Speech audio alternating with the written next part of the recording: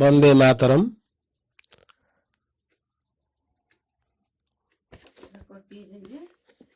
जगन्मातर नमस्तुभ्यं प्रसीद परमेश्वरी। विद्यारम्भं करिष्यामि एकाग्रतं प्रदहि मे। विद्यारम्भं करिष्यामि एकाग्रतं प्रदेहि मे। विद्यारम्भं करिष्यामि एकाग्रतं प्रदेहि मे। ॐ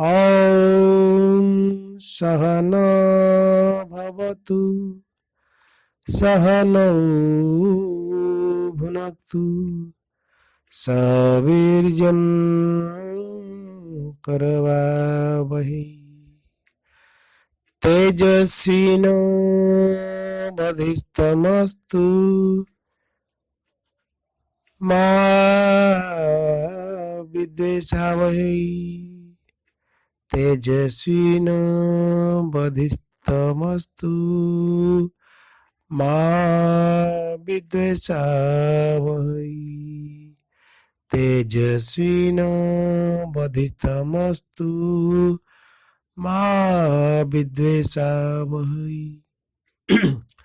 ॐ शांति शांति शांति।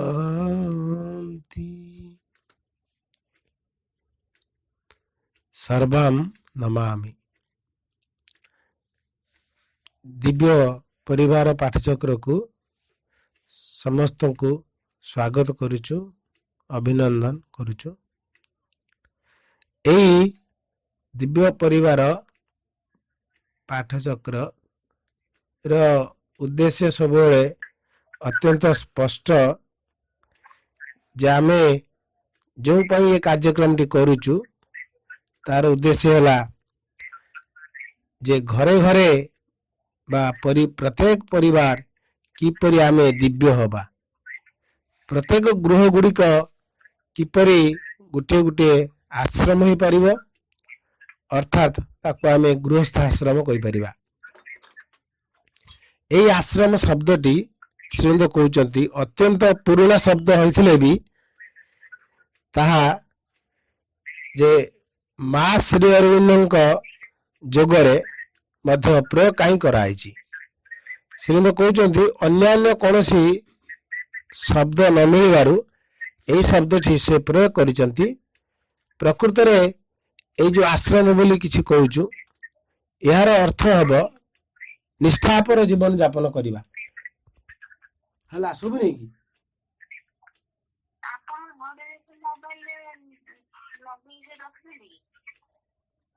तेणु निष्ठापर जीवन यापन जे माने करिबे एवं अधिक ऊर्ध्व को जीवा पाई चाहिए से मान क्षेत्र रे एई गृहस्थ आश्रम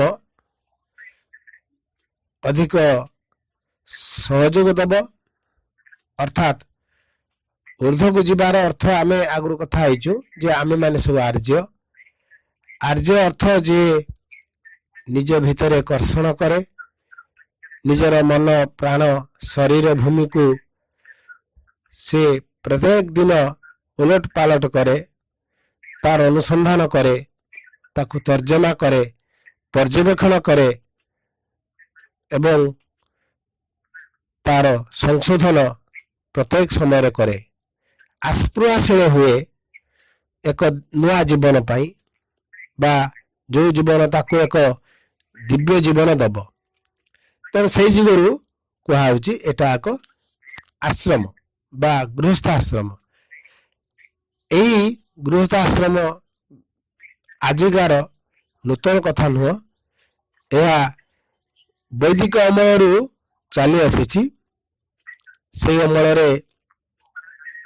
ବ୍ୟକ୍ତି ଆତ୍ମାକୁ ଅନୁସନ୍ଧାନ କରି ନିଜକୁ ଅନୁସନ୍ଧାନ କରି ଖୋଜିବାକୁ ଯାଇ ଉର୍ଦ୍ଧ୍ୱରୁ ଉର୍ଦ୍ଧ୍ୱକୁ ଉଠି ଚାଲିଥିଲା ଏବଂ ତାର ଫଳ ସ୍ୱରୂପ ସେମାନେ ଏକ ଉର୍ଦ୍ଧ୍ୱତର ଜୀବନ ବଞ୍ଚିବାରେ ନିଜକୁ ଏବଂ ନିଜର ପରିବାରକୁ ସହଯୋଗ କରୁଥିଲେ।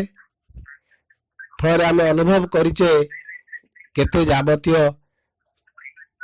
ସବୁ ସମସ୍ୟା ଭିତରୁ ସେମାନେ ମୁକୁଳି ଏକ ମହାନ ଜୀବନ ବଞ୍ଚି ପାରିଛନ୍ତି, ଯେଉଁ ଜୀବନରେ ସେମାନେ ଯାବତୀୟ ଦୁଃଖ ଯନ୍ତ୍ରଣା କଷ୍ଟ ଏସବୁରୁ ଉର୍ଦ୍ଧ୍ୱକୁ ଉଠି ଚାଲିଥିଲେ।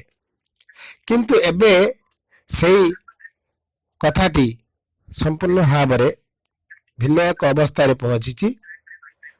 ଅର୍ଥାତ୍ ଶ୍ରୀ ଅରବିନ୍ଦଙ୍କ ଆସିବା ଆଗରୁ ଏହି ବ୍ୟବସ୍ଥା ଏକ ସୀମିତ ଅବସ୍ଥାରେ ରହିଥିଲା।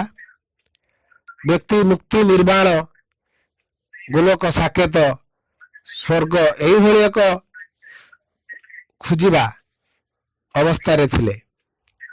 ଅର୍ଥାତ୍ ଏଇ ଗୃହସ୍ଥ ଆଶ୍ରମରୁ ମୁକ୍ତି ପାଇ ଗୃହସ୍ଥ ଆଶ୍ରମକୁ ଆଉ ପୂର୍ବ ଅବସ୍ଥାରେ ନ ରଖି ବା ତାର ପୂର୍ବ ଐତିହ୍ୟ ହରେଇ ସମସ୍ତେ ଏଇଥିରୁ ହିଁ ମୁକ୍ତି ଚାହୁଁଥିଲେ, ଏଇ ଜୀବନରୁ ହିଁ ମୁକ୍ତି ଚାହୁଁଥିଲେ। କିନ୍ତୁ ଶ୍ରୀ ଅରବିନ୍ଦ ଆସି ନୂଆ କଥାଟେ କହିଲେ, ଜୀବନରୁ ମୁକ୍ତି ନୁହେଁ ଜୀବନରେ ମୁକ୍ତି। ଜୀବନରୁ ମୁକ୍ତି ଅର୍ଥ ଜୀବନକୁ ଛାଡ଼ି ପଳାୟନ ବା ଜୀବନକୁ ଛାଡ଼ି ଚାଲିଯିବା ଆଉ ନ ଫେରିବା। ସମସ୍ତେ ଏମିତି ଅନେକ ସାଧୁ ବାବାଜୀ ସନ୍ଥ ଏଇ ଭିନ୍ନ ଭିନ୍ନ ନାମରେ ସବୁ ଘର ଦ୍ୱାର ସ୍ତ୍ରୀ ଛୁଆ ପିଲା ବା ଅନ୍ୟାନ୍ୟ ପରିବାର ପରିଜନ ଗାଁ ଦେଶ ଛାଡ଼ି ସବୁ ଜଙ୍ଗଲ ଚାଲି ଯାଉଥିଲେ। ଜଙ୍ଗଲରେ ସବୁରୁ ମୁକ୍ତି ପାଇ ବା ଜଞ୍ଜାଳରୁ ମୁକ୍ତି ପାଇ ଜଙ୍ଗଲରେ ଜୀବନ ଯାପନ କରୁଥିଲେ। ଏଇ ଫଳରେ କଣ ହେଇଛି ନା ପୃଥିବୀର ଦୁଃଖ ବହୁ ଗୁଣ ହେଇଯାଇଛି। କେହି ଆମର ସେଇ ପୁରୁଣା ଐତିହ୍ୟ ପରମ୍ପରା ଯୋଉ ଥିଲା, ଯୋଉ ପ୍ରଥା କିପରି ଯେ ଆମେ ଧର୍ମକୁ ଆଧାର କରି ବଞ୍ଚି ପାରିଥାନ୍ତେ, ଭଗବାନକୁ ଆଧାର କରି ଆସ୍ପୃହାଶୀଳ ଜୀବନଟେ ବଞ୍ଚି ପାରିଥାନ୍ତେ, କିପରି ସେମାନେ ଜଞ୍ଜାଳ ଭିତରେ ଥାଇ ଜଞ୍ଜାଳରୁ ଉର୍ଦ୍ଧ୍ୱରେ ଥିଲେ ବା ସଂସାରର କୋଉ କଥାକୁ ଗ୍ରହଣ କରିହେବ ଆଉ କୋଉ କଥାକୁ ଛାଡ଼ି ହେବ ବା ସେଟା ଅନାବଶ୍ୟକ ତାହା ସେମାନେ ଅନୁସନ୍ଧାନ କରୁଥିଲେ। ତେଣୁ ସମସ୍ତଙ୍କ ଭିତରେ ଥାଇ ବି ସେମାନେ ଜୀବନକୁ ଭିନ୍ନ କରି ଗଢି ପାରୁଥିଲେ। କିନ୍ତୁ ସମସ୍ୟା ଗୋଟେ ଥିଲା ଯେ ସେମାନେ ଜୀବନକୁ ଏକ ଦିବ୍ୟ କରିବାର ଲକ୍ଷ୍ୟରେ ଏମିତି ବି କିଛି ଥିଲେ ଯେମାନେ କି ସ୍ୱର୍ଗ ମଧ୍ୟ ଏଠି ପ୍ରତିଷ୍ଠା କରିବାକୁ ଚେଷ୍ଟା କରିଛନ୍ତି। ଏଇଠି କାହିଁକି ସେ ସ୍ୱର୍ଗଟେ ନ ହେଇପାରିବ, ଏକ ନୂତନ ଜଗତ ତିଆରି ହେଇ ନପାରିବ, ଚେଷ୍ଟା କରୁଥିଲେ। ତଥାପି ବି ସେମାନେ ସେଥିରେ ସମ୍ପୂର୍ଣ୍ଣ ସଫଳ ହୋଇନଥିଲେ। ଶ୍ରୀଅରବିନ୍ଦଙ୍କ ମତରେ ବୋଧହୁଏ ସମୟ ସେତେବେଳେ ଆସିନଥିଲା। କିନ୍ତୁ ପରବର୍ତ୍ତୀ ଏଇ ମଧ୍ୟଯୁଗୀୟ ଭାରତରେ ବିଭିନ୍ନ ଯେଉଁ ସମ୍ପ୍ରଦାୟ ଆକ୍ରମଣ କରିଛନ୍ତି ବା ଧର୍ମୀୟ ଲୋକ ବା ଅନ୍ୟ ଜାତି ଗୋଷ୍ଠୀ ଦେଶ, ସେଇ ଭିତରେ ଭାରତ ତାର ସେଇ ଐତିହ୍ୟ ସବୁ ହରେଇ ବସିଥିଲା। ଶ୍ରୀ ଅରବିନ୍ଦ ଆସି ସେଇ ଐତିହ୍ୟର ପୁନଃସଂସ୍ଥାପନ କରିଛନ୍ତି, ପୁନର୍ଗଠନ କରିଛନ୍ତି। ଭାରତୀୟ ଏଇ ଗୃହସ୍ଥ ପରିବାର ବା ଏଇ ଗୃହସ୍ଥ ସଂସ୍ଥାକୁ ଅଧିକ ଯେ ଆଗକୁ ଅଗ୍ରସର କରିବା ପାଇଁ ମଞ୍ଜି ବୁଣିଛନ୍ତି। ଯେ ଆମେ ଆଗରୁ ସବୁ ବିଭିନ୍ନ ଯେଉଁ ଆମର ଭାରତୀୟ ଅନ୍ୟାନ୍ୟ ସାଧୁସନ୍ଥ ମାନଙ୍କ ଠାରୁ ଶୁଣିଛୁ ଯେ ଗୃହକୁ ଆଶ୍ରମ କରି ଜୀବନଟେ ଭଗବାନ ପାଇଁ ବଞ୍ଚି ହେବ। କିନ୍ତୁ ତଥାପି ସେଇଠି ଥିଲା ମୁକ୍ତି ନିର୍ବାଣର ନିଶା, ମଧ୍ୟଯୁଗୀୟ ଭାରତୀୟ କଥା। କିନ୍ତୁ ଶ୍ରୀଅରବିନ୍ଦ କହୁଛନ୍ତି ସେଇଠି ମୁକ୍ତି ନିର୍ବାଣ କରିବା ପାଇଁ ଚାହିଁବାନି, ଏଇ ପୃଥିବୀ କି ଆମେ ସ୍ୱର୍ଗ କରିବା। କାରଣ ସତରେ ସତସତିକା ବଞ୍ଚି ରହିବା, ତିଷ୍ଠି ରହିବା ପାଇଁ ସମସ୍ତଙ୍କର ଗୋଟିଏ ଇଚ୍ଛା ଅଛି, ପ୍ରବଳ ବାସନା ଅଛି। ଆଉ ଏଇ ରୋଗ ଦୁଃଖ ଯନ୍ତ୍ରଣା ये सब जीवती से जीवन नथिबो से इच्छा भी मध्य अनेक आम करुचु किंतु सेई पथटी पाई आमको जे बहु समस्या पड़ा पड़ुची बा इंद्रजाल आम आगे अच्छी बा माया जाल अच्छी कहवा पड़ो ये माया जाल है ये संसार जंत्रणा क्लिष्ट जीवन बा अन्य भाषा कहीपर संसार जेते जो समस्या अच्छी ताकू किपरि आमे कांधरे बही बा ताकू किपरि मन प्राण शरीर रे भिन्न एक अवस्था रे आमे ताकू बही परिबा नहीं परिबा जो संसार देखा देइची जीवन जीविकार जो एक माने गोलक धंदा अच्छी सेई जीवन जीविका को किपरि मिसे हेबो जीवन अर्थ आम या भाविबा बा बुझिबा जे भगवत उद्देश्य रे जो जीवन हमको नहीं जाए जो भगवत उद्देश्य रे जो प्रक्रिया टी हमको नहीं जाए जो निजर जन्म रहस्य पाखर आरंभ करी पुणी जन्म हबार सार्थकता पर्यंत आमे जो प्रक्रिया रे अच्छु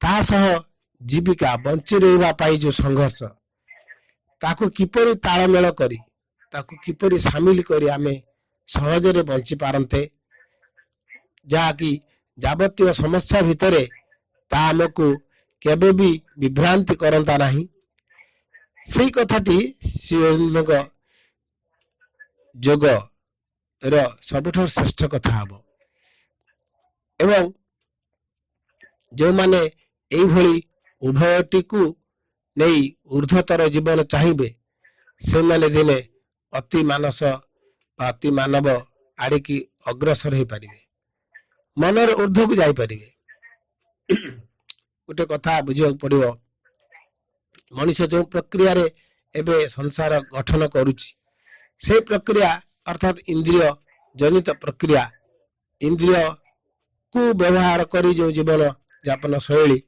से गुड़िक धीरे धीरे रूपांतरित हम अतीन्द्रिय साधना रे इंद्रिय को व्यवहार न करी इंद्रिय ऊर्ध्वर रही केवल चैत्य सत्ता बा आत्मार संपर्क रे रही तार प्रेरणा रे रही आमको आगो को अग्रसर हवा को पड़िबो से सबुर भित्तिभूमि हम यही परिवार जो परिवार आज पर्यंत मुक्ति निर्माण उद्देश्य रे बंची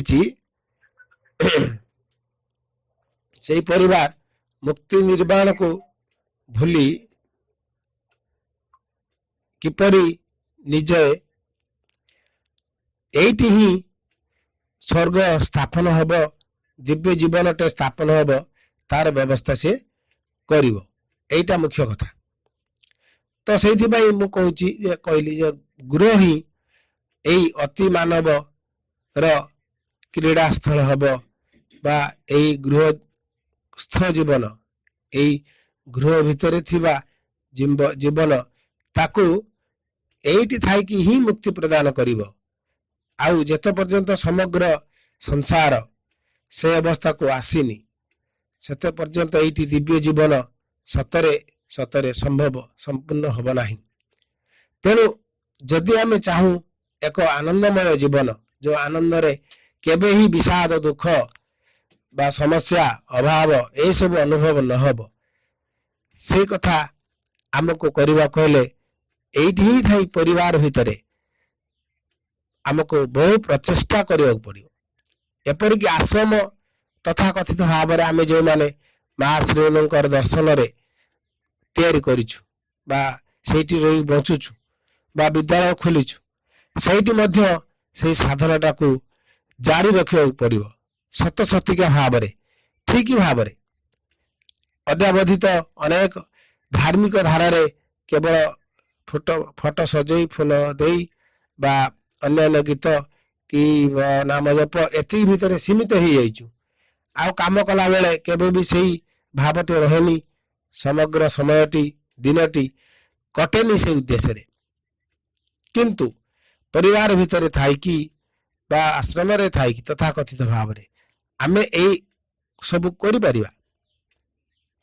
ସେଇଥିପାଇଁ ମୂଳ ଭିତ୍ତି ହେଲା ଏଇ ପରିବାର।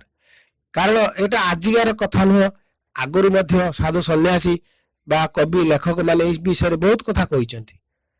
ଯେମିତି ଆମେ ଆଗରୁ ଯେ ଦେଖିବା ଶ୍ରୀଅନ ଯୁଗରେ ଯୋଉ ଯୋଉ ବିଶାଳ ଏଇ ଦୁନିଆ ସଂସାର ବା ବିଶ୍ୱର କଥା କହିଛନ୍ତି, ଭଗବାନଙ୍କର ଅଂଶ ବା ଭଗବାନଙ୍କ ସୃଷ୍ଟି, ତାକୁ ମଧ୍ୟ ଅତୀତରେ କବି ଲେଖକ ବା ଆମର ଏଇ ସାଧୁ ସନ୍ଥ ମାନେ ବି ସ୍ୱୀକାର କରିଛନ୍ତି। କାରଣ ଶ୍ରୀଅନ ଯୁଗ ଆଉ କୋଉଠୁ ନୂଆ ଗୋଟେ ଆସିନି। ଏଇ ସବୁ ଆମର ପୁରାତନ ଆଧ୍ୟାତ୍ମିକ ଧାରାର ଏକ ଉଚ୍ଚତର ଅବସ୍ଥା ବା ଏକ ଶୀର୍ଷ ଅବସ୍ଥାକୁ ଆମେ ଶ୍ରୀ ଅରବିନ୍ଦଙ୍କର ପୂର୍ଣ୍ଣ ଯୋଗ ବୋଲି କହୁଛୁ। କାରଣ ଏଇଠି ସବୁ କିଛି ପୂର୍ଣ୍ଣ ହବ, ମନ ପ୍ରାଣ ଶରୀର ସବୁ ପୂର୍ଣ୍ଣତା ପ୍ରାପ୍ତି ହବ। ଆଗରୁ ଯେମିତି ମଝି ବା ପୂର୍ବରୁ ମଧ୍ୟ ସମସ୍ତେ ଏସବୁକୁ ସମ୍ପୂର୍ଣ୍ଣ ପ୍ରୟାସ କରିନଥିଲେ, କିଛି ଉନ୍ନତି କରିଥିଲେ ମନ ସ୍ତରରେ, ପ୍ରାଣ ସ୍ତରରେ, ଶରୀର ସ୍ତରରେ। କିନ୍ତୁ ସବୁଠାରୁ ବେଶୀ ଦୁଃଖ ଲାଗେ ଶରୀରଟାକୁ ସେତେ ଉତ୍ତମ ଭାବରେ କରିନାହାନ୍ତି। କାରଣ ସମସ୍ତେ ହିଁ ଶରୀରକୁ ଛାଡ଼ି ଯିବାକୁ ଚାହୁଁଥିଲେ। ଶରୀର ଯେପରି ଯେ ସବୁର ପ୍ରତିବନ୍ଧକ ଥିଲା, ଶରୀରକୁ ପରିତ୍ୟାଗ କରି ସେମାନେ ବ୍ରହ୍ମଲୀନ ହେଉଥିଲେ। ସେଇପାଇଁ ଅନେକଙ୍କ ନାମ ଆଗରୁ ବ୍ରହ୍ମଲୀନ ବୋଲି ଲେଖାଯାଏ। ତେଣୁ ମୁକ୍ତି ନିର୍ବାଣ ଯେଉଁମାନେ ଚାହାନ୍ତି ସେମାନେ ଏଇ ବ୍ରହ୍ମଲୀନ ଅବସ୍ଥାକୁ ଅନୁଭବ କରନ୍ତି। କାରଣ ଶରୀରରେ ରହିଲେ ସିନା ଦୁଃଖ ହେବ, ଯନ୍ତ୍ରଣା ଅଛି, କଷ୍ଟ ଅଛି, ଅସୁବିଧା ଅଛି, ବିପଦ ଅଛି। କିନ୍ତୁ ଶ୍ରୀଅନଙ୍କ ମତ ହେଲା, ଆରେ ଶରୀର ଯଦି ଛାଡ଼ିଦେବ ତେବେ ଏ ପୃଥିବୀ ତିଷ୍ଠିବ କାହିଁକି ବା ରହିବ କାହିଁକି, ବା ପୃଥିବୀର ଆବଶ୍ୟକତା କ'ଣ ଅଛି, ବା ଭଗବାନ କ'ଣ ବୋକା ସେ ପୃଥିବୀ କି ସେଇ କେବଳ ଆସିବା ଯିବା ପାଇଁ ତିଆରି କରିଥିଲେ, ନା ଏଠି ରହିବା ପାଇଁ, ତାଙ୍କର ସମ୍ପୂର୍ଣ୍ଣ ପ୍ରକାଶ ପାଇଁ। ତେଣୁ ଆମେ ଯଦି ଚାହୁଁ ଭଗବାନଙ୍କର ପୂର୍ଣ୍ଣ ପ୍ରକାଶ, ଆମକୁ ଏଇ ପୃଥିବୀରେ ହିଁ ରହିବାକୁ ହବ। ପୃଥିବୀରେ ରହି ତାହାର ସାଧନ କରିବାକୁ ହବ। ଏଇ ବସ୍ତୁଗତ ଜଡ଼ତା ଭିତରେ ବ୍ରହ୍ମର ସ୍ଥାପନ କରିବାକୁ ପଡ଼ିବ। ଏ ଯେଉଁ ବ୍ରହ୍ମକୁ ଆମେ ଏବେ ମୋହ ମାୟା କହୁଛୁ ବା ଅନ୍ଧ ଶକ୍ତିର ଏକ କ୍ରୀଡ଼ନକ ବୋଲି କହୁଛୁ, ଯେଉଁ ଜଡ଼ ପଦାର୍ଥକୁ, ତା ଭିତରେ ହିଁ ପ୍ରଭୁ ପ୍ରକାଶିତ ହେବେ। ସେ ଧୀରେ ଧୀରେ ପ୍ରକାଶିତ ହେଉଛନ୍ତି। ସେ ଯେମିତି ନିବର୍ତ୍ତନ ବିବର୍ତ୍ତନ କଥା କୁହାଯାଇଥିଲା ଯେ ପ୍ରଭୁ ନିଜେ ଚାହିଁକି ତା ଭିତରେ ନିବର୍ତ୍ତିତ ହେଇଛନ୍ତି, ମାନେ ପ୍ରବେଶ କରି ଯାଇଛନ୍ତି ଶକ୍ତିଟି। ତାପରେ ଧୀରେ ଧୀରେ ବିବର୍ତ୍ତିତ ହେଇ ସେ ଖୋଲି ଖୋଲି ଚାଲିଛନ୍ତି। ନଚେତ ଗୋଟେ ଗୋଟେ ଏଇ ଛୋଟ ଛୋଟ ଅଣୁ ପରମାଣୁ କଥା ଆମେ ଜାଣିଥିବା, ଗୋଟେ ପରମାଣୁ ବୋମା ଫୁଟାଇ ଦେଲେ କେତେ କେତେ ଜୀବନ ନଷ୍ଟ ହେଉଛି, କେତେ କେତେ ବର୍ଷ ପର୍ଯ୍ୟନ୍ତ ସେଠି ଘାସ କଅଁଳୁନି। ଆଉ ମଣିଷ ମଧ୍ୟ ଜନ୍ମ ହେଉଛି ବିକଳାଙ୍ଗ ହୋଇ। ହିରୋସୀମା ନାଗାସାକିର ଅବସ୍ଥା ଏବେ ସେଇଆ। ଦ୍ୱିତୀୟ ବିଶ୍ୱଯୁଦ୍ଧରେ ଯେଉଁ ବମ୍ ପଡ଼ିଥିଲା, ଆଜି ପର୍ଯ୍ୟନ୍ତ ସେଠି ତ ଅନେକ ଲୋକ, ହଜାର କୋଟି କୋଟି ଲୋକ ମରିଗଲେ। ତାପରେ ବି ଆଜି ପର୍ଯ୍ୟନ୍ତ ବିକଳାଙ୍ଗ ପିଲା ଜନ୍ମ ହେଉଛନ୍ତି। ପରିବେଶ ପରିସ୍ଥିତି ସମ୍ପୂର୍ଣ୍ଣ ବଦଳିଗଲା ସେଠି ଯେମିତି। ତେଣୁ ଜାଣିବା ଯେ ଏଇ ବସ୍ତୁ ଭିତରେ କେତେ ଶକ୍ତି ଅଛି, ସାମର୍ଥ୍ୟ ଅଛି।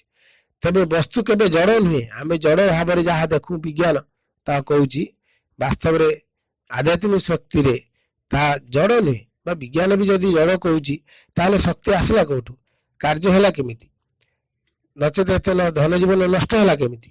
ବା ଆମେ ଯେଉଁ ଗଛ ପତ୍ରରେ ଫୁଲ ଫଳ ଦେଖୁଛୁ, ଯଦି ଜଡ଼ ତାହେଲେ ସେଠି ଜୀବନ କେମିତି ଫଳୁଛି ବା ପ୍ରତିପାଦିତ ହେଉଛି, ବା ଆମକୁ ଜୀବନ ବଞ୍ଚେଇଛି କେମିତି। ତେଣୁ ସବୁକିଛି ଶକ୍ତି, ସବୁକିଛି ଭଗବତମୟ, ସବୁକିଛି ବ୍ରହ୍ମମୟ। ଏବଂ ସେଇ ବ୍ରହ୍ମ ହିଁ ଆହୁରି ଅଧିକ ଜୀବନ୍ତ ଭାବେ ଫୁଟି ଉଠିବେ, ଭଗବାନଙ୍କ ଇଚ୍ଛାରେ ବଞ୍ଚିବେ। ଯେମିତି ଏବେ ସେଇ ଜଡ଼ ଆମ କଥା ମାନୁଛି, ଆମେ ତାକୁ ମନ୍ଦ ଉଦ୍ଦେଶ୍ୟରେ ବ୍ୟବହାର କରୁଛୁ। ଶ୍ରୀଅନଙ୍କ ମତ ହେଲା, ଗୋଟେ ସମୟ ଆସିବ ଏଇ ଜଡ଼ ଆଉ ଆମ କଥା ମାନିବ ନାହିଁ। ତମେ ଚାହିଁଲେ ବି ସେ ବମ୍ ଫୁଟିବ ନାହିଁ, ତମେ ଚାହିଁଲେ ବି ଛୁରୀରେ କାହାକୁ ମାରି ପାରିବନି। ଗୋଟେ ସମୟ ଆସୁଛି। ସେଇଥିପାଇଁ ଏଇଟା ଗୋଟେ ସମ୍ପୂର୍ଣ୍ଣ ନୂଆ କଥା, ଆମକୁ ପ୍ରସ୍ତୁତ ହେବାକୁ ପଡ଼ିବ। ଜଡ଼ ମାନିବନି ଏ କଥା, ଯାହା ବି ହଉ। ତେବେ ଆମେ ପରିବାର ଭିତରେ ରହି କରିପାରିବା କି ସାଧନା? ହଁ, କରିପାରିବା। ଯେଉଁମାନେ ପରିବାର ଭିତରେ ଅଛେ, ଆମେ ଜାଣିଛୁ ସେଠି ଭିନ୍ନ ଭିନ୍ନ ମତାବଲମ୍ବୀ ଲୋକ ଅଛନ୍ତି, ବିଭିନ୍ନ ବିରୋଧ ଅଛି, ସମସ୍ୟା ଅଛି। ଅଜ୍ଞାନତା ଅବିଦ୍ୟା ସବୁ କିଛି ଅଛି।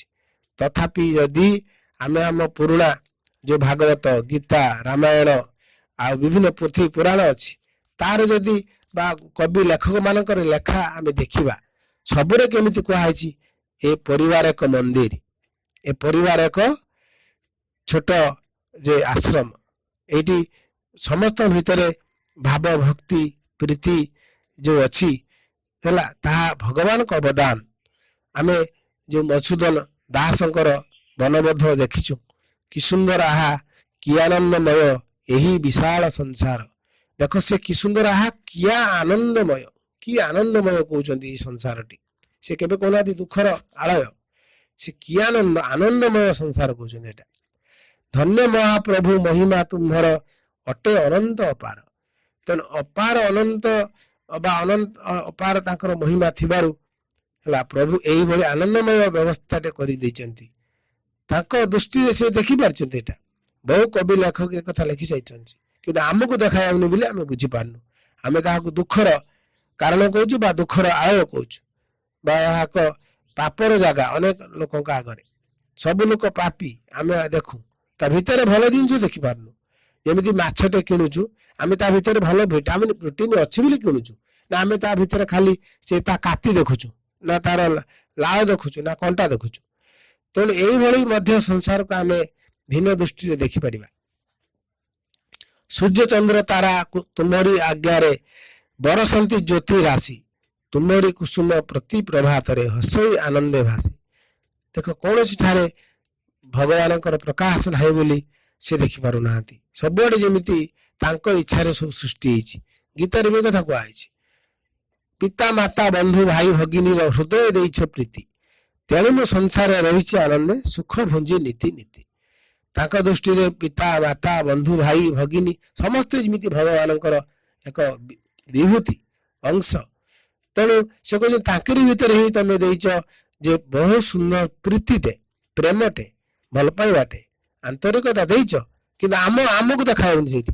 ଆମର ଅସୁବିଧା ଏମିତି ଆମେ ମାନେ ଗଢା ହେଇଛୁ, ଆମର ଖାଲି ଶତ୍ରୁତା ଦେଖାଯାଉଛି। ବାପ ମା ଭାଇ ବନ୍ଧୁ ଭଗିନୀ ଏଇ ସବୁ ଭିତରେ ଖାଲି ଶତ୍ରୁତା ଦେଖାଯାଉଛି। କିନ୍ତୁ ସେ କହୁଛନ୍ତି ମୁଁ ହିଁ ସେଇଠୁ ଯେ ଆନନ୍ଦ ପାଉଛି। ଡେଲି ତାକେ ମୁଁ ଭୁଞ୍ଜୁଛି ମାନେ ଦେଖ ଆମେ ଭାତ ତରକାରୀ ଖାଉ, ସେ ଖାଉଛନ୍ତି ଏଇ ପ୍ରୀତି ଖାଉଛନ୍ତି। ଅର୍ଥ ତା ମାନେ ସେ ଭାତ ତରକାରୀ ଖାଉନାହାନ୍ତି ନୁହେଁ, ଖାଇଛନ୍ତି। କିନ୍ତୁ ତା ସହିତ ସେ ଦେଖିଛନ୍ତି ଯେ ସବୁ ଭିତରେ କେବଳ ପ୍ରେମ ଭଲ ପାଇବା ଆନ୍ତରିକତା ଦେଖିଛନ୍ତି। ଆମେ ସେଇଟା ଖୋଜୁନୁ କେବେ। ଦିଅ ଭକ୍ତି ପ୍ରଭୁ ହୃଦୟ ମୋହର ବିରାଜ ନିତ୍ୟ ତହିଁରେ, ସତ୍ୟ ପଥେ ରହି ତୁମରି ଆଶ୍ରାରେ ଯାଉ ମୋ ଦିନ ମହିରେ। କିନ୍ତୁ ଶବ୍ଦ ଟାଣ ଶବ୍ଦ ପ୍ରୟୋଗ କରିବା, ପାଳନ କରିବା, କାମ ଲଗେଇବା କେତେ କଷ୍ଟକର ଦେଖ। ଆମ ପାଇଁ ହଉଛି କିନ୍ତୁ ତାଙ୍କ ପାଇଁ କେତେ ସହଜ। କାହିଁକି ହେଇଛି ନା ସେ କହୁଛନ୍ତି ଭକ୍ତି ଦିଅ ପ୍ରଭୁ। ଆମେ ମାଗୁଛେ ଟଙ୍କା ଦିଅ ପ୍ରଭୁ, କୋଠା ଦିଅ ପ୍ରଭୁ, ଗାଡି ଗୁଡା ଦିଅ ପ୍ରଭୁ, ଧନୀ କରିଦିଅ, ମୋ ଭବିଷ୍ୟତ ସୁରକ୍ଷିତ କରିଦିଅ, ମୁଁ ଖାଲି ବସି ଖାଇବି, କୁଡିଆ ହେଇକି ବସିବି, ଗୋଡ ଉପରେ ଗୋଡ ପକେଇବି, ମୋବାଇଲ ଧରିକି ବୁଲିବି। ଆମେ ମାଗୁଛେ ଖାଲି ଭ୍ୟାନିଟି ବ୍ୟାଗ ପକେଇବି, ମେଞ୍ଚେ ହାର ପିନ୍ଧିକି ବୁଲିବି ଖାଲି, ସେଇଟା ଆମ ପରିଚୟ। ଏଠି ସେ ମାଗୁଛନ୍ତି ଭକ୍ତି ଦିଅ, ପ୍ରେମ ଦିଅ, ଶକ୍ତି ଦିଅ। ଆମେ ଜଗତକୁ ସମ୍ମୁଖୀନ କିପରି ହବୁ ହେଲା। ତାପରେ କହୁଛନ୍ତି କୋଉଠି ଦେବ, ହୃଦୟ ମୋହର ବିରାଜ ନିତ୍ୟ ତହିଁରେ, ସବୁବେଳେ ସେଇଠି ତମେ ପ୍ରତିଷ୍ଠା ହୁଅ। ଆମେ କିନ୍ତୁ ମଠ ମନ୍ଦିର ପ୍ରତିଷ୍ଠା କରିବାରେ ବ୍ୟସ୍ତ, ଆମେ କିନ୍ତୁ ବଡ ବଡ ଦୋକାନ ବାଣିଜ୍ୟ ବ୍ୟବସାୟ ପ୍ରତିଷ୍ଠା କରିବାରେ ବ୍ୟସ୍ତ। ସେ କହୁଛନ୍ତି ପ୍ରଭୁ ଯଦି ରହିବେ ସବୁ କିଛି ଠିକ ହବ। ଆମେ କାଲି ଗୋଟେ ପାର୍ଚକରେ ବସିଥିଲେ କଥା ହଉଥିଲେ। ଆଗରୁ ଲୋକମାନେ ଏଇ ଧନ ସମ୍ପତ୍ତି ପଛରେ ଏତେ ଗୋଡଉ ନଥିଲେ, ଭଗବାନଙ୍କୁ ଡାକିବା, ତାଙ୍କ ସହିତ ରହିବା, ବଞ୍ଚିବା ବା ପରିବାର ଭିତରେ ଗୋଟେ ଏକାନ୍ତି ମାନେ ପରିବାର ଅପେକ୍ଷା ଯୌଥ ପରିବାର ସବୁ ପସନ୍ଦ କରୁଥିଲେ। ଆଗରୁ ଏଭଳି ଥିଲା। ଏଇ ମଝିକାନ୍ତିଆ କିଛି ଲୋକ ହେଲା ନିଜକୁ ସ୍ୱାର୍ଥପର ହେଇ ଏସବୁ କରିନାହାନ୍ତି। ଫଳରେ ପରିବାର ଭାଙ୍ଗି ଭାଙ୍ଗି ଭାଙ୍ଗି ଭାଙ୍ଗି ଆଜି ପୁରା ବ୍ୟକ୍ତି କେନ୍ଦ୍ରିକ ପରିବାର ହେଲାଣି। ମାନେ ଗୋଟିଏ ବ୍ୟକ୍ତି ଗୋଟିଏ ପରିବାର ଏ ଅବସ୍ଥା ପଳେଇ ଆସିଲାଣି। ଅତ୍ୟନ୍ତ ଦୁଃଖଦାୟକ କଥା। ଅବଶ୍ୟ ପରିବାର ଭାଙ୍ଗିଲା ପରେ ସେଟା ଯଦି ପ୍ରେମରେ ଭାଙ୍ଗିଥାନ୍ତା ଭିନ୍ନ ହେଇଥାନ୍ତା। କୌଣସି ଏକ କାର୍ଯ୍ୟ ଉଦ୍ଦେଶ୍ୟରେ ଭିନ୍ନ ପରିବାର ହେଇଛି ଅଲଗା, କିନ୍ତୁ ଶତ୍ରୁତା ପାଇଁ ସ୍ୱାର୍ଥ ପାଇଁ କେବଳ ଭାଙ୍ଗିଛି ପରିବାର ହେଲା, ନିମ୍ନ ପ୍ରକୃତି ପାଇଁ। କିନ୍ତୁ ସେଇଗୁଡାକ ଆମେ ଯୋଉ ସାହିତ୍ୟ ପଢୁଛୁ, ଆମେ ଯୋଉ ପୁଥି ପୁରାଣ ପଢୁଛୁ, ଏଥିରେ ବହୁତ କିଛି ବର୍ଣ୍ଣନା ଅଛି। ଆମେ କିପରି ଏଭଳି ନିମ୍ନତର ସ୍ୱାର୍ଥର ଜୀବନ ବଞ୍ଚିବା କଥା ନୁହେଁ। କାରଣ ସେଇଠି ମଧ୍ୟ ବର୍ଣ୍ଣବୋଧ ଦେଖ ସାମାନ୍ୟ ବର୍ଣ୍ଣବୋଧରେ କେତେ କଥା ଲେଖା ହେଇଛି। ଆଉ ତ ବିରାଟ ବହି ପଢିବା ପଛ କଥା। ବର୍ଣ୍ଣବୋଧ ସମସ୍ତଙ୍କ ପ୍ରିୟ। ଏଟା କୌଣସି ଧର୍ମ ଜାତି ବା ଗୋତ୍ର ପାଇଁ ଲେଖା ହେଇନି। କୌଣସି ଗୋଟେ ଆଧ୍ୟାତ୍ମିକ ସଂସ୍ଥା କହିପାରିବେନି ଏଟା ତା ବହି ଏଟା ଆ ବହି। ଏଇଥିରେ ବି ବିଶ୍ୱ ପ୍ରେମର ଭାଷା ଲେଖା ହେଇଛି, ଭଗବାନଙ୍କର ଭାଷା ଲେଖା ହେଇଛି। ଯାହା ମୁଁ କରଇ ଯାହା ମୁଁ କହଇ ଯାହା ମୁଁ ଚିନ୍ତଇ ମନେ ଜଗତର କର୍ତ୍ତା ପରମେଶ୍ୱର ଜାଣୁଛନ୍ତି ପ୍ରତିକ୍ଷଣେ। ଆମେ ସବୁବେଳେ ଭୁଲି ଯାଉ ଏ କଥା। ମୁଁ ଯାହା କହୁଛି କରୁଛି କେହି ଜାଣିପାରୁନାହାନ୍ତି, ଚିନ୍ତା କରୁଛି ବା କରୁଛି କେହି ବୁଝିପାରୁନାହାନ୍ତି, ଦେଖିପାରୁନାହାନ୍ତି। କିନ୍ତୁ ସେ କହୁଛନ୍ତି ଭଗବାନ ହିଁ ଦେଖୁଛନ୍ତି। ସେଥିପାଇଁ ଦେଖ ମଜା କଥା, ତମେ ଯାହା କରୁଛ ପଦାରେ ପଡିଯାଉଛି। ଆଜି କରୁଛ କାଲିକି ଦେଖାଯାଉଛି, ଲୋକଙ୍କୁ ଜଣା ପଡିଯାଉଛି। କାରଣ ପ୍ରକୃତି ଆମର ତାହା ଦେଖେଇ ଦିଏ।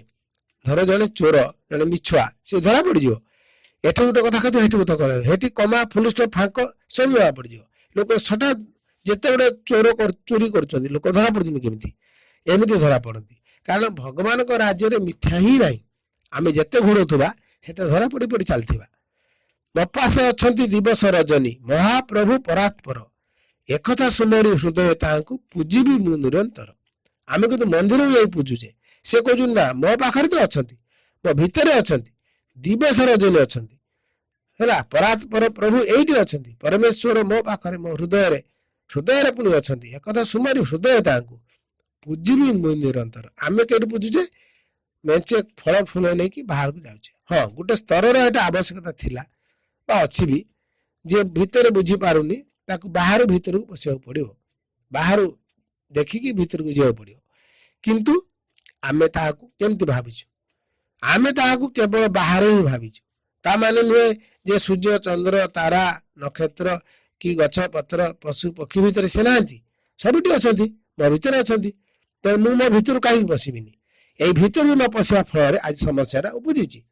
ଆମେ ଦେଖୁଛୁ ଯେ ଚାରିଆଡେ କିପରି ଶତ୍ରୁତା ବଢି ବଢି ଚାଲିଛି। ତା କାରଣ କଣ? ନା ବ୍ୟକ୍ତିଗତ ଭାବରେ ଜୀବନ ଆମେ ଯେତେବେଳେ ଛୋଟ ବେଳୁ ଗଢା ହେଲୁ, ବାପା ମା ତାକୁ ଚେଷ୍ଟା କରିନି, ପରିବାର ଚେଷ୍ଟା କରିନି, ବା ଆମେ ବି ଜାଣିକି ତାକୁ ଚେଷ୍ଟା କରୁନୁ। ବଡ ମଜା କଥା ଏଇଟା। ଏବେ ବି ଆମର ମାଙ୍କ ଲୋକ ବହୁତ ଅଛି, ଆମେ କେବଳ ଖାଲି ସ୍ୱାର୍ଥରେ ବଞ୍ଚୁଛେ। ନିଜେ ଭଲ ଖାଇବା ପିନ୍ଧିବା, ଆରାମରେ ବେଆସରେ ରହିବା। ଏତେ ବଡ ପରିବାର, ଏତେ ବଡ ସଂସାର, ଏତେ ବଡ ଦୁନିଆ ନଷ୍ଟ ହେଇଗଲେ ବି ଆମର ଯା ଆସେ ନାହିଁ। କିନ୍ତୁ ଆମେ ସବୁ ସେ ଶିଖିଥିଲୁ କି? ଛୁଆ ବେଳୁ ପଢିଥିଲୁ କି? ଅଭ୍ୟାସ କରିଛୁ କି? ନା ଆମ ବାପା ମା ଶିଖେଇଛି, ନା ଶିକ୍ଷକ ଶିଖେଇଛି, ନା ପରିବାର ଶିଖଉଛି, ନା ଆମର ଗାଁ ସାହି ଭାଇ ଶିଖଉଛି, ନା ଆମର ସରକାର ଶିଖଉଛି।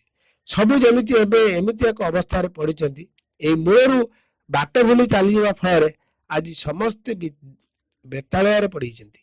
ବିଦ୍ୟା ଅର୍ଥ ବୁଝୁଛନ୍ତି ଖାଲି ଧନ ସମ୍ପତ୍ତି, ବିଦ୍ୟା ଅର୍ଥ ବୁଝୁଛନ୍ତି ଖାଲି ରୋଜଗାର, ପାଠ ପଢିବା ମାନେ ସେଇଆ। କିନ୍ତୁ ଏଟା ସେଇଆ ନୁହେଁ। ଆମେ ପଢିଥିଲେ ବିଦ୍ୟା ଦଦାତି ବିନୟ, ବିଦ୍ୟା ବିନୟ ପ୍ରଦାନ କରେ। ଆଉ ଗୋଟେ କଣ ପଢିଥିଲେ? ବିଦ୍ୟା ମହାଧନ ବାଳକେ କର ଉପାର୍ଜନ, ବିଦ୍ୟା ଅଟୋଇ ମହାଧନ। ମହାଧନ ବୋଲି ବିଦ୍ୟା କୁହାଯାଇଥିଲା। ବିଦ୍ୟା କିଏ? ନା ଯାହା ବିନୟ ଦିଏ, ପ୍ରେମ ଦିଏ, ମାନେ ସହଯୋଗ ଦିଏ, ଭଲ ପାଇବା ଦିଏ, ଆଦର୍ଶ ଜୀବନ ଯାପନ କରିବା ପାଇଁ ସାହାଯ୍ୟ କରେ, ଅନ୍ୟକୁ ସହଯୋଗ କରିବ, ଅନ୍ୟକୁ ଭଲ ପାଇବ, ଅନ୍ୟ ସହ ଏକ ପାରସ୍ପରିକ ଶାନ୍ତିମୟ ଜୀବନ ଯାପନ କରିବ, ନିଷ୍ଠାବାନ ହେବ ହେଲା, କ୍ଷମା ଆଚରଣ କରିବ। ସତ୍ୟ ଶାନ୍ତି ଦୟା କ୍ଷମା ଏ ଚାରି ଯୁଗର ମହିମା। ଏଇଭଳି କଥା ଆମେ ଶିଖୁଥିଲେ ଆଗରୁ, ବା ଆମର ଗୁରୁଜନ ମାନେ କହୁଥିଲେ, ସାଧୁସନ୍ଥ ମାନେ କହୁଥିଲେ, ଶିକ୍ଷକ ମାନେ କହୁଥିଲେ, କିନ୍ତୁ କାମରେ ଖୁବ୍ କମ୍ ନ କହୁଥିଲେ। ଫଳରେ ଅସୁବିଧାଟା ଆଜି ଦିନକୁ ଦିନ ବଢି ବଢି ଆଜି ଏଭଳି ଏକ ଦୁସ୍ଥ ଅବସ୍ଥାରେ ପହଞ୍ଚିଛି। ତୃତୀୟ ମହାଯୁଦ୍ଧ ଠାରୁ ବଳେଇ ଯାଇଛି ଏ କାମ। ବିଶ୍ୱଯୁଦ୍ଧ ଠାରୁ ମଧ୍ୟ ଏବେ ସମୟ ବେଶୀ ସଙ୍କଟାପନ୍ନ ହେଇ ପଡିଛି ଏଭଳି ଅବସ୍ଥା। କିନ୍ତୁ ଏଇଟା ଆମେ ପରିବାର ସବୁ ଶିଖୁଥିଲେ। ପରିବାର ଭିତରେ ଯୋଉ କହୁଥିଲି ବ୍ରହ୍ମର ସ୍ଥାପନ ହେଇପାରିବ ବା ସେଇଠି ଏକ ଦିବ୍ୟ ପରିବାର ହେଇପାରିବ, ସେ ପରିବାର ଭିତରେ ସବୁ ଥିଲା। ଏମିତି ପର ଦୁଃଖ ଦେଖି କାତର ହୋଇଲେ ମଣିଷରେ ହେବୁ ଗଣା, ପରହିତ ଲାଗି ଜୀବନ ତେଜିଲେ ଗୁଣ ହେବ ଆମ ଜଣା। ଏ କଥା ସବୁ ଶୁଣୁଥିଲେ କିନ୍ତୁ କାମର କରୁନଥିଲେ ହେଲା। ଆମେ ସେଇ ଯୋଉ ତୁମ ପରି ଛୋଟ ପିଲାଟିଏ ପଢୁଥିଲେ, ତାକୁ ଅନେକ ଖାଲି ପ୍ରଶ୍ନ ଉତ୍ତରରେ ଶେଷ କରିଦେଲେ। ପ୍ରଶ୍ନ ଉତ୍ତର କରିବା, ନମ୍ବର ରଖିବା, ଫାଷ୍ଟ ବେଷ୍ଟ ହେବା, ଏଇ କଥାରେ ଚାଲିଗଲା। ପିଲା ତେଣୁ ଶିଖି ପାରିଲାନି କିଛି। ପିଲା ଏଇଠି ଶିଖିଥାନ୍ତା ପର ଦୁଃଖ ଦେଖି କାତର ସେ ହେଇଥାନ୍ତା, ତା ଭିତରେ ଗୋଟେ ସମବେଦନା ଭାବ ଆଇଥାନ୍ତା। ମାନେ ଅଧିକା ଫୁଟାଣି ବା ଗର୍ବ ଅପେକ୍ଷା ବା କାହା ପ୍ରତି ନିଷ୍ଠୁରତା ଅପେକ୍ଷା ସେ ଟିକେ ଦୟାଶୀଳ ହେଇଥାନ୍ତା, ଟିକେ ନରମ ହେଇଯାଇଥାନ୍ତା। ସେଥିପାଇଁ ତ ଆମେ ଏখানে ଯାବତୀୟ ଦୁଃଖରେ ପଡୁଛୁ, ଯାବତୀୟ ଅଭାବ, ଯାବତୀୟ ମାଡ଼ିପିଟି ହଣାକଟା। କାରଣ ରୋଗ ଏହା ହିଁ ମଣିଷକୁ ଧୀରେ ଧୀରେ ତାକୁ ସେମିତି ନମନୀୟ କରୁଛି। ତେଣୁ ପ୍ରକୃତି ଚାହିଁଥିଲା ଆମକୁ ସବୁ ସମସ୍ୟା ଭିତରେ କେମିତି ତମେ କାତର ହେଇପାରିଥାନ୍ତ, ଅନ୍ୟ ପାଇଁ ଟିକେ ଦୟାର୍ଦ୍ଦ ହେଇପାରିଥାନ୍ତ, ହେଲାନି। ଆଚ୍ଛା, ସେଇ ପୁଣ୍ୟ ଯୋଗ ଯିଏ ଟିକେ ନରମ ହେଇନି ସେ ଅଧିକ କେମିତି ହବ? ଧର ଗୋଟେ ତରକାରୀ ରାନ୍ଧୁଛୁ, ପାଣିରେ ପ୍ରଥମେ ସିଝଉ, ଟିକେ ନରମି ଗଲେ ତାପରେ ତେଲ ପକେଇ ବଗାଡ଼ି ଦଉ। ଆଉ ଯଦି ପାଣିରେ ତମେ ନରମିଲ, ତମକୁ ଏବେ କଣ କରାହଉଛି ନା ଥଣ୍ଡା ପାଣିରେ ବା ଗରମ ପାଣିରେ ପ୍ରଥମେ ହେଇଥାନ୍ତ, ଏବେ ପୁରା ତେଲରେ ପୁରା ଭଜା ହଉଛି, ତେଲରେ ପୁରା ନରମ କରାହଉଛି। କଷ୍ଟ, ଅଧିକ କଷ୍ଟ ହେଇଯାଇଛି ଆମ ପାଇଁ ଏବେ ଜୀବନଟା। ପରହିତ ଲାଗି ଜୀବନ ତ୍ୟଜିଲେ ଗୁଣ ହେବ ଆମ ଜଣା। ଆମେ କେବେ ପରହିତ ଦେଖିନେ, ପରକୁ ହିଁ ଆମେ ତଣ୍ଡେଇଛେ, ଠକେଇଛେ, ସବୁବେଳେ ଠକେଇଛେ। ଆଉ କର୍ତ୍ତବ୍ୟ ପାଳନ କରିବୁ ଆମେ ଧନ ଯଶ ଲାଭ ପାଇଁ, କାପୁରୁଷ ପରି ଭାଗ୍ୟକୁ ଆଦରି ଦୁଃଖ ତ ଭୋଗିବୁ ନାହିଁ। ଆମେ କର୍ତ୍ତବ୍ୟ ପାଳନ କରିବା ଦରକାର। ଧନ ଯଶ ଲାଭ ଏସବୁ ଆବଶ୍ୟକତା ଅଛି, ଧନ ସମ୍ପତ୍ତି ଆଧ୍ୟାତ୍ମିକ ଜୀବନ ପାଇଁ ଲୋଡ଼ା ନାହିଁ ଏକଥା ନୁହେଁ।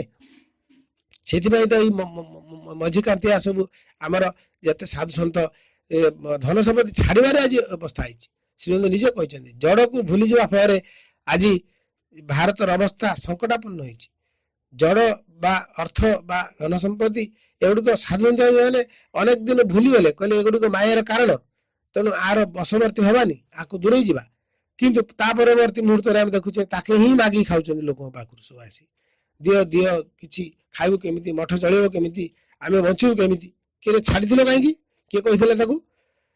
ତାକୁ ନେଇ ଏକ ଦିବ୍ୟ ଭାବର ଦିବ୍ୟ ପ୍ରେମରେ ବ୍ୟବହାର କରିପାରିଥାନ୍ତ, ଯେତିକି ଆବଶ୍ୟକ ସେତିକି ଗ୍ରହଣ କରିଥାନ୍ତ। ତମେ ତାକୁ ଲୋଭରେ ଗ୍ରହଣ କରୁଛ, ଆଉ ତେଣୁ ତା ଆଡୁ ମାଡ଼ ଖାଇବ, ତା ଆଡୁ ସମସ୍ୟାରେ ପଡିବ। ତେଣୁ କାରଣ ତମେ ସେ ବିଦ୍ୟାଟା ତମେ ଠିକ ହେଇନି ତମର, ତେଣୁ ମୂର୍ଖ ଲୋକ ସେଇ ପାଇଁ ତାକୁ କୁହାଯିବ। କାରଣ ଯେ ବିଦ୍ୟାକୁ ଠିକ ବୁଝିନି, ସେମିତି ଲେଖା ହେଇଛି ଯେ ବିଦ୍ୟା ଆମ ମିତ, ବିଦ୍ୟା ଆମ ବଳ, ବିଦ୍ୟା ତ ସବୁରି ଧନ, ନ ବୁଝି ଏହାକୁ ଅବୁଝା ହୁଏ ଯେ ମୂର୍ଖ ହୁଏ ସେହି ଜାଣ। ତେଣୁ ଆମେ ବିଦ୍ୟାକୁ ଠିକ ବୁଝିନୁ ବୋଲିକି ତା ମୂର୍ଖାମିରେ ପରିଣତ ହେଇଛି। ଅର୍ଥ ନା ଅଛି ବିଦ୍ୟା ପଢିକି ଯିଏ ଚାକିରି ବା ଧନ ସମ୍ପତ୍ତି ରୋଜଗାର କରୁଛି ସିଏ ବୁଝିପାରିଲା, ନା ଯିଏ ସାଧୁ ସନ୍ଥ ହେଲା ସିଏ ବୁଝିପାରିଲା। କିନ୍ତୁ ମା ଶ୍ରୀମନ୍ଦ କହୁଛନ୍ତି ବିଦ୍ୟା ପଢିକି ତାକୁ ଉପଯୁକ୍ତ ଭାବରେ ବ୍ୟବହାର କରିଥାନ୍ତେ ଯଦି ସମାଜର କଲ୍ୟାଣ ପାଇଁ, ବିଶ୍ୱର କଲ୍ୟାଣ ପାଇଁ, ସାମାଜିକୀକରଣ ପାଇଁ ଯଦି କରିଥାନ୍ତେ ହେଲା, ତାମାନେ ଜୀବନଟା ନୂତନ ଏକ ମୋଡ଼ ନେଇଥାନ୍ତା। ସେଠି ନୂଆ ମଣିଷଟି ସେଇଠୁ ଆବିର୍ଭାବ ହେଇଥାନ୍ତା, ବାହାରିଥାନ୍ତା। ଏକଥା ଆମେ କରିପାରିଲୁନି। ସେ କଥା ମଧ୍ୟ ଲେଖା ହେଇଛି ଯେ ସେମିତି କାହିଁକି ନା ଆମେ ସାଧୁ ସନ୍ଥ ଯୋଉ ସେବା କରୁ, ତାଙ୍କୁ ଯୋଉ ପୂଜା କରୁ, ଭକ୍ତି କରୁ, ସେଇଠି ଆମର ତ୍ରୁଟି ରହିଯାଏ। ସାଧୁ ସନ୍ଥ ସଙ୍ଗେ ବାସ ଯେ କରିବୁ ସୁଶିକ୍ଷା ପାଇବା ପାଇଁ, ହୀନଜନ ଠାରୁ ଦୂରେଇ ରହିବୁ କୁଶିକ୍ଷା ଲଭିବୁ ନାହିଁ। କୁହା ସବୁ ସାଧୁ ସନ୍ଥ ସଙ୍ଗେ ଯଦି ବାସ କରିବୁ ସୁଶିକ୍ଷା ଆସିବ। କିନ୍ତୁ ଆଜିକାଲି ସାଧୁ ସନ୍ଥ ତ ନିଜେ ହିଁ ସାଧୁ ନୁହେଁ, ସେ ସୁଶିକ୍ଷା କି ଦେବ? ଏ କଥା।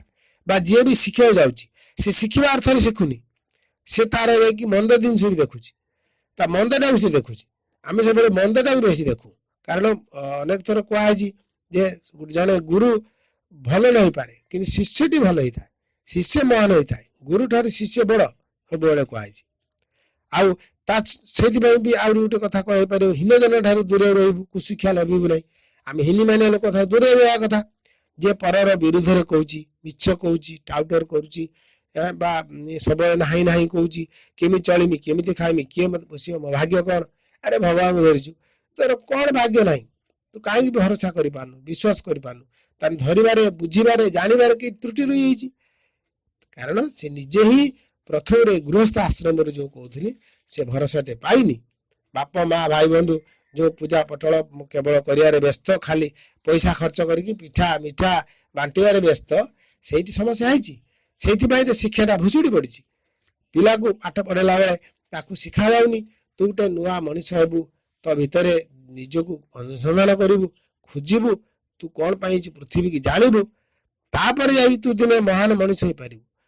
ବା ସେ କଥାକୁ ତାକୁ ନ ଶିଖେଇ କେବଳ ଖାଲି ସାର୍ଟିଫିକେଟ ପଇସା ଏଇ ପାଇବା ପାଇଁ ଶିଖୁଛୁ ତାକୁ, तेणु से कौटू भल मनीष हम बा से पिलाटी जो स्वार्थ बढ़ी से स्वार्थ कथा ही कह केवल आम तो पिलाटी स्कूल जाऊँगी क्या सादेला आम कौन कहीं साहय देलु बर तू क्या पाखे चोरी कर आम खुशी बा बढ़िया आजिकल छोट छोट कई गोटे कह खावा डाकुंट सब अंश चली जाऊँ भल रकम से जो एणु तेणु तेल मिठा पिठा अमुक खाई निज घर को बोईकी केवे कहीं देखुनी से खाद्य केते माने शुद्धता अच्छी साधुता अच्छी कौन से रांची कौन पाई रांधी कौन पाई दौची जहाँ पार्ता खाइबा जीव लालसार खाइबा ये सब फल गृहर कौन है मर्यादा हानि है जो गृहस्थ आश्रम आश्रम अवस्था ना ताहा भिकारी आश्रय स्थल भाव प्रतिष्ठा हो गृहटा ए भिकारी मानकर एक समागम बोली कहीपर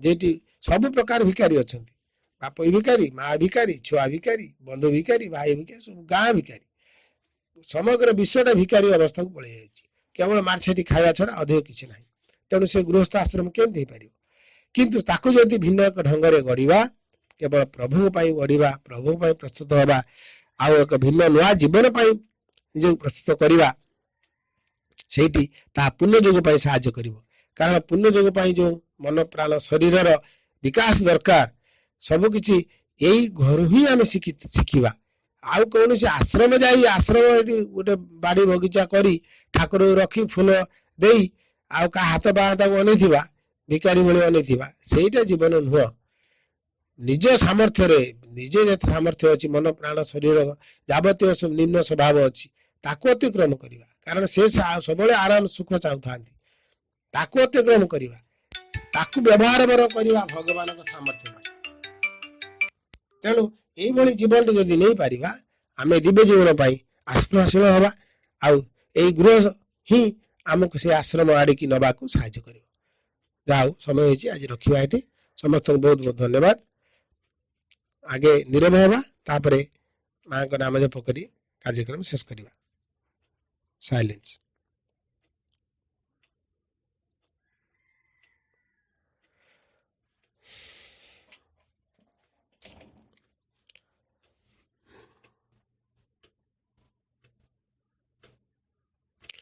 माँ माँ माँ माँ माँ माँ माँ माँ माँ माँ माँ कर जय हो माँ कर जय हो माँ कर जय हो माँ की इच्छा पूर्ण हो माँ की इच्छा पूर्ण हो माँ की इच्छा पूर्ण हो वंदे मातरम वंदे मातरम वंदे मातरम समस्त को बहुत बहुत धन्यवाद।